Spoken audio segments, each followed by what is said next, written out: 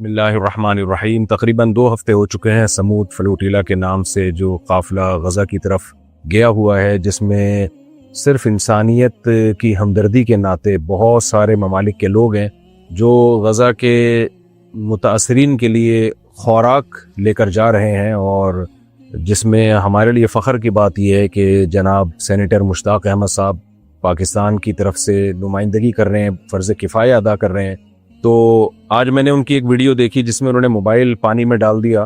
بڑی ہمت ہے، ان کی ہمت کو سلام ہے، اور یہ میں ویڈیو اسی وجہ سے ریکارڈ کروا رہا ہوں ان کی ویڈیو آنے کے بعد کہ ہماری دعائیں ہیں کہ اللہ تعالیٰ یہ جو قافلہ غزہ کے مظلومین کے لیے رواں دواں ہے، اللہ اس قافلے کو اپنے مقصد میں پورا فرمائے۔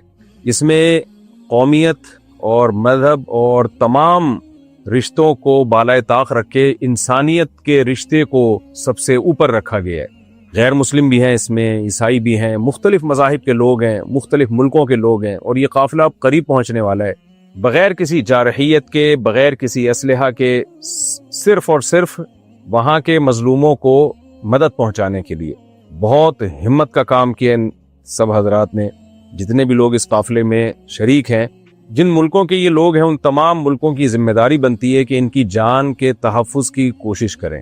پاکستان کی ذمہ داری ہے کہ جو پاکستانی اس میں ہیں، اور مختلف ممالک کے ملکوں کی ذمہ داری ہے، مختلف ممالک کی ذمہ داری ہے کہ اس قافلے میں جتنے لوگ ان کے ملکوں سے بلونگ کرتے ہیں، تعلق رکھتے ہیں، ان کی جانوں کا تحفظ کریں اور اسرائیل کو ان کے خلاف جارحیت سے روکیں۔ بہرحال میں نے جو آج یہ ویڈیو ریکارڈ کروائی ہے تو مجھے سینیٹر مشتاق صاحب کا جو عمل ہے بہت ہی اچھا لگا۔ اللہ تعالیٰ ان کو جزائے خیر دے، وہ بھی اور ان کی اہلیہ بھی بہت عرصے سے غزہ کے مظلوموں کے لیے خاص طور پر ایفرٹس کر رہے ہیں، کوشش کر رہے ہیں۔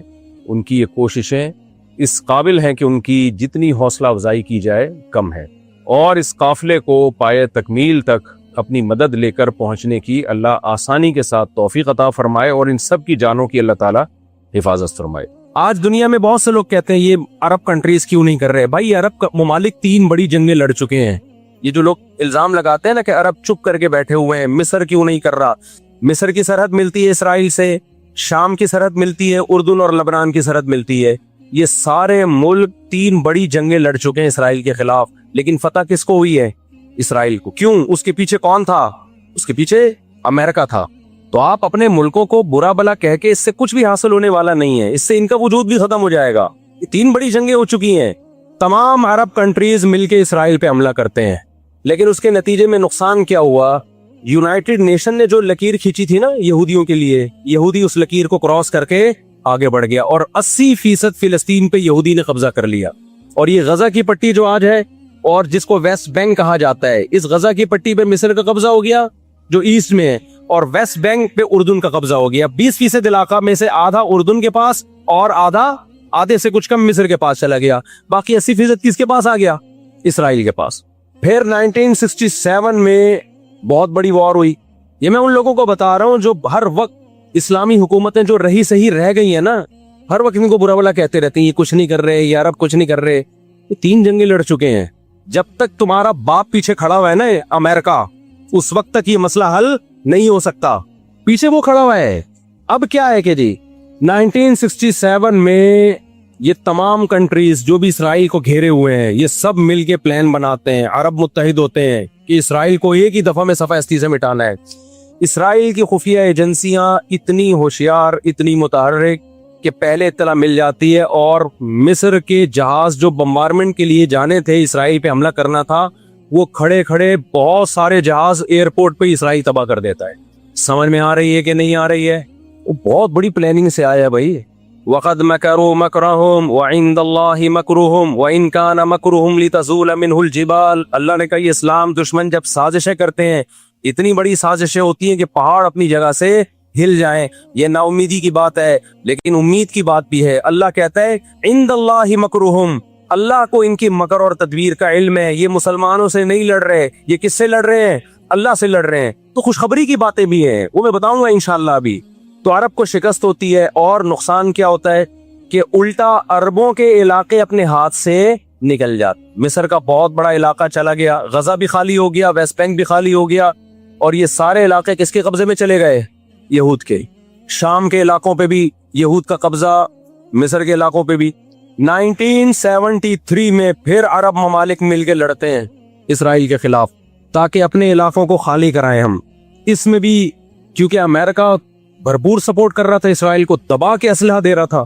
رزلٹ کس کے خلاف گیا؟ مسلمانوں کے خلاف, عربوں کے خلاف. اور ان کو اندازہ ہو گیا کہ اس جنگ میں ہم اپنے علاقے خالی نہیں کروا سکتے. سعودی عرب میں اس دور میں غیرت مند بادشاہ تیشا فیصل شہید رحمۃ اللہ علیہ, اللہ ان کی مغفرت کرے, ان کے درجات بلند کرے, بڑے مجاہد تھے. انہوں نے عرب ممالک کا اجلاس بلایا اور تیل کی سپلائی بند کر دی. سمجھتے ہیں بات کو کہ نہیں سمجھتے؟ جب تیل کی سپلائی بند ہوئی, اللہ تعالیٰ نے وسائل تو آج بھی مسلمانوں کو دیے ہیں, تیل کی سپلائی بند کی ہے تو اسرائیل گھٹنے ٹیکنے پر مجبور ہو گیا. پھر امریکہ بہادر بیچ میں آئے ایک بڑے بزرگ کا کردار ادا کرتے ہوئے کہ دیکھو لڑائی بڑائی معاف کرو, اللہ کا گھر صاف کرو, بیٹھ کے مذاکرات کی میز پہ آ جاؤ. تو یہاں بھی مذاکرات کی میز کے پیچھے تیل کا ڈنڈا تھا, سمجھ رہے ہو؟ عربوں کے پاس جو تیل کی اللہ نے ان کو ایک طاقت دی ہے نا, وہ استعمال کی انہوں نے. لیکن لڑائی معاف کرنے میں بھی بہت سارے گیم کھیل گیا. وہ طے یہ ہوا کہ جی جو عربوں کے علاقوں پر اسرائیل نے قبضہ کیا ہے مصر اور شام پہ, وہ اسرائیل واپس کرے گا. ٹھیک ہے, ہم آپ کے علاقے واپس کر رہے ہیں, لیکن مصر کو اسرائیل کو تسلیم کرنا پڑے گا. یہ بہت بڑی مسٹیک ہوئی. کس سے؟ بولو, مصر سے. وہ اس پہ آمادہ ہو گئے, چلو ہمارے علاقے تو ہمیں واپس مل رہے ہیں. غزہ سے بھی مصر نے فوجیں ہٹا لیں, غزہ کا علاقہ بھی اسرائیل کے حوالے کر دیا. مصر کو یہ لگا کہ مرتا کیا نہ کرتا. مصر نے جب یہ علاقے واپس کیے اور اسرائیل کو تسلیم کیا تو بہت سارے عرب کنٹریز مصر کے خلاف ہو گئے اور عرب اتحاد سے مصر کو نکال دیا. وہ جو بعد میں داخل بھی کر لیا, پھر 1989 میں دوبارہ داخل کر لیا.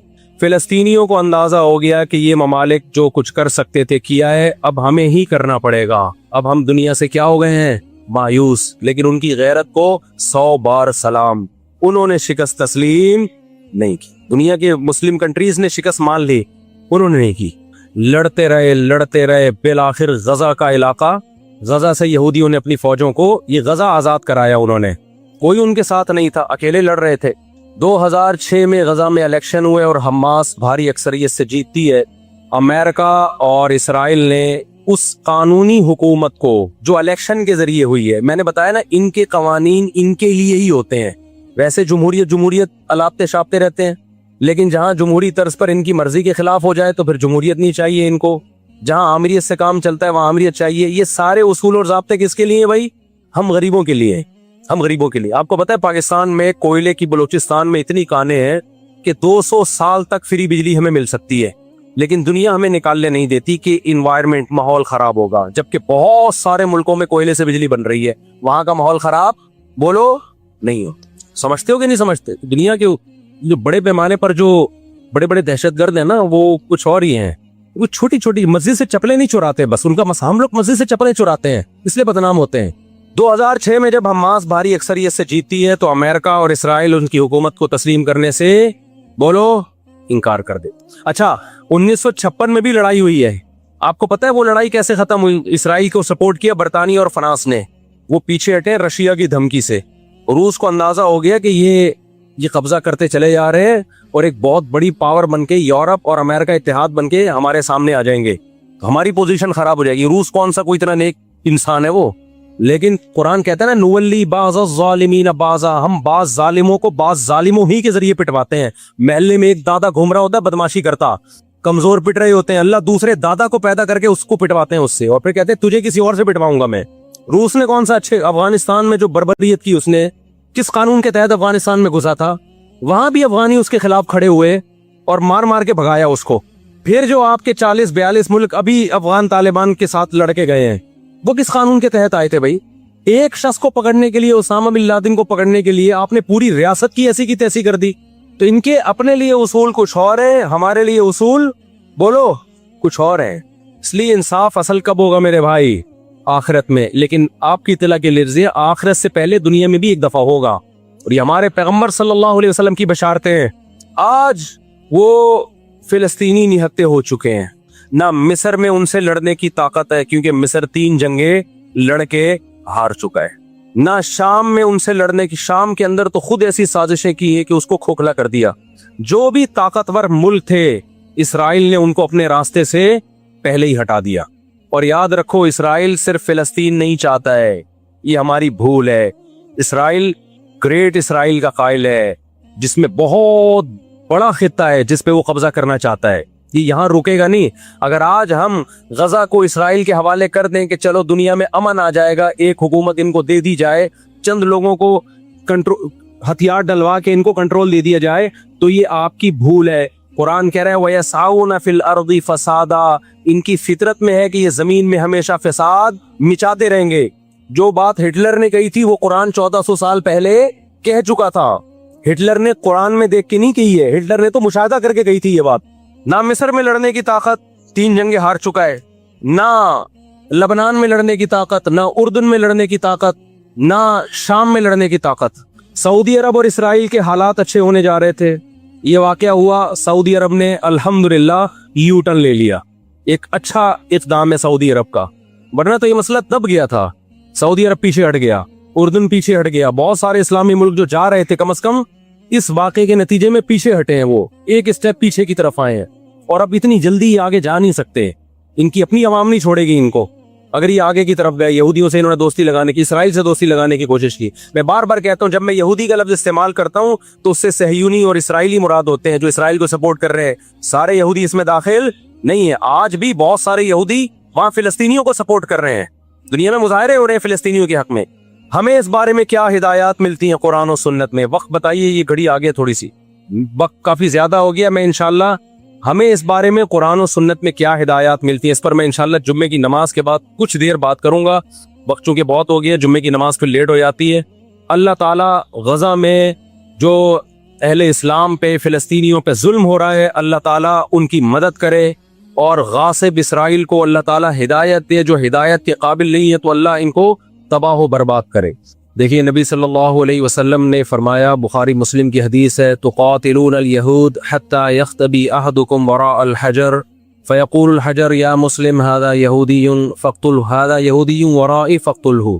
नबी सल्लल्लाहु अलैहि वसल्लम ने फरमाया, तुम्हारी यहूद से लड़ाई होगी, जिहाद होगा, यहाँ तक कि कोई यहूदी अगर पत्थर के पीछे छुपेगा तो पत्थर कहेगा कि ऐ मुसलमान, ये यहूदी है, इसको कत्ल कर दे, ये मेरे पीछे छुपा हुआ है। हर दरख्त भी गवाही देगा, हर पत्थर भी गवाही देगा, इल्लल गरक़द, सिवाय गरक़द दरख्त के। यहूदियों को कोई मुक़द्दस दरख्त है जो इसराइल में बहुत ज्यादा लगाते भी हैं ये लोग। नबी सल्लल्लाहु अलैहि वसल्लम ने जब ये बात इरशाद फरमाई तो उस वक्त मुसलमानों की यहूदियों से ऐसी किसी लड़ाई का तस्वुर भी नहीं था। एक पेशगोई थी जो किसी के ख्वाबो ख्याल में भी नहीं था कि सदियों बाद जाके ऐसा हो सकता है। इससे भी पता चलता है कि हमारे नबी सल्लल्लाहु अलैहि वसल्लम की जो पेशगोइयां हैं वो अगर वो पूरी नहीं हुई तो आप टाइम का इंतजार करें, एक वक्त पूरी हो जाएंगी।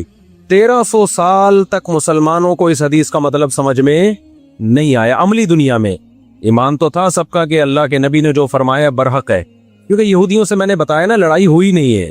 जब मदीना से और जजीरे अरब से इनको निकाला गया, ये दुनिया के मुख्तलिफ मुल्कों में जाके आबाद हो गए हैं। उसके बाद ये हमेशा या तो ईसाइयों के ज़ेरे साया रहे हैं या मुसलमानों के ज़ेरे साया रहे। इनकी लड़ाई अगर हुई ईसाइयों से हुई है, मुसलमानों से इनका कभी टाकरा नहीं हुआ।